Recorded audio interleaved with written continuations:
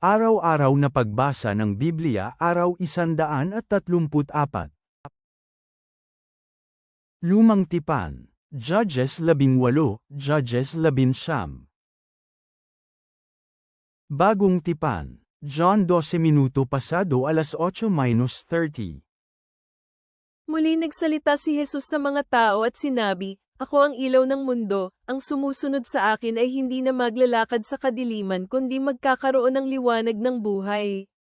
Sinabi sa kanya ng mga Pariso, "Ikaw ang nagpapatotoo tungkol sa iyong sarili, ang iyong patoto ay hindi tunay." Sumagot si Jesus at sinabi sa kanila, "Kahit na ako ang nagpapatotoo tungkol sa aking sarili, ang aking patoto ay tunay. Alam ko kung saan ako nanggaling at saan ako pupunta, ngunit kayo hindi ninyo alam kung saan ako nanggaling o saan ako pupunta. Humahatol kayo ayon sa laman, ako ay walang hinahatulan." Ngunit pag humatol ako, ang aking paghatol ay tunay dahil hindi ako nag-iisa, ngunit kasama ko ang aking Ama na nagsugo sa akin. Tama, at sa inyong batas ay nakasulat ang pagpapatutuo ng dalawang tao ay tunay.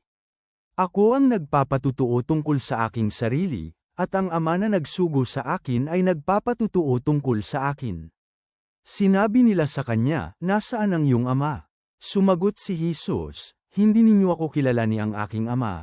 Kung nakilala ninyo ako, makilala nyo na rin ang aking Ama."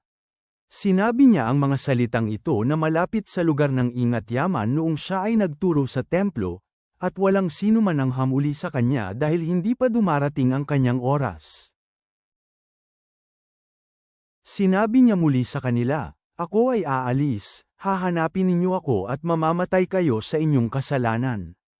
Kung saan ako pupunta, hindi kayo makakasama." Sabi ng mga Hudyo, papatayin ba niya ang kanyang sarili? Siya na nagsabi, "Kung saan ako pupunta, hindi kayo makakasama." Sinabi ni Jesus sa kanila, "Kayo ay nagmula sa ibaba, ako ay nagmula sa itaas. Kayo ay sa sanlibutang ito, ako ay hindi sa sanlibutang ito. Kaya, sinabi ko sa inyo na mamamatay kayo sa inyong mga kasalanan. Sapagkat maliban na maniniwala kayo na ako nga, mamamatay kayo sa inyong mga kasalanan." Kaya sinabi nila sa kanya, "Sino ka?" Sinabi ni Jesus sa kanila, "Kung ano sinabi ko sa inyo mula pa sa simula.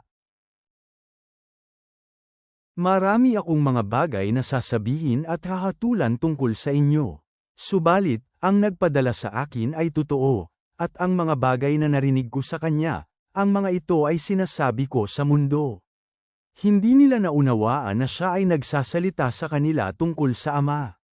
Sinabi ni Jesus, "Kapag itinaas na ninyo ang Anak ng Tao, saka ninyo makikilala na ako nga, at wala akong ginawa sa aking sarili. Ayon sa itinuro ng aking Ama, sinasabi ko ang mga bagay na ito. Ang nagsugo sa akin ay nasa akin, at hindi niya ako iniwang mag-isa, dahil palagi kong ginagawa ang mga bagay na nakakalugod sa kanya." Habang sinasabi ni Jesus ang tungkol sa mga bagay na ito, marami ang naniwala sa kanya. Mga awit, Psalm 60:5-12.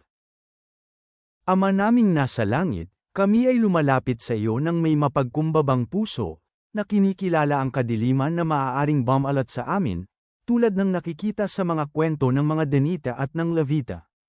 Panginoon, kung paanong iyong pinakita ang iyong liwanag sa pamamagitan ni Jesus, ang liwanag ng sanlibutan, naway matagpuan namin ang aming daan palayo sa kalituhan at kasalanan. Tulungan mo kaming kumapit sa iyong gabay, tulad ng ipinahayag sa Awit Kapitulo 60, na nagtitiwala sa iyong kapangyarihan upang iligtas kami mula sa aming mga pakikibaka. Naway hanapin namin ang iyong katotohanan araw-araw at hawakan itong mahigpit, na sumasalamin sa iyong pag-ibig at biyaya sa aming buhay. Tulungan mo kaming marinig ang iyong tinig at sumunod ng tapat. Amen.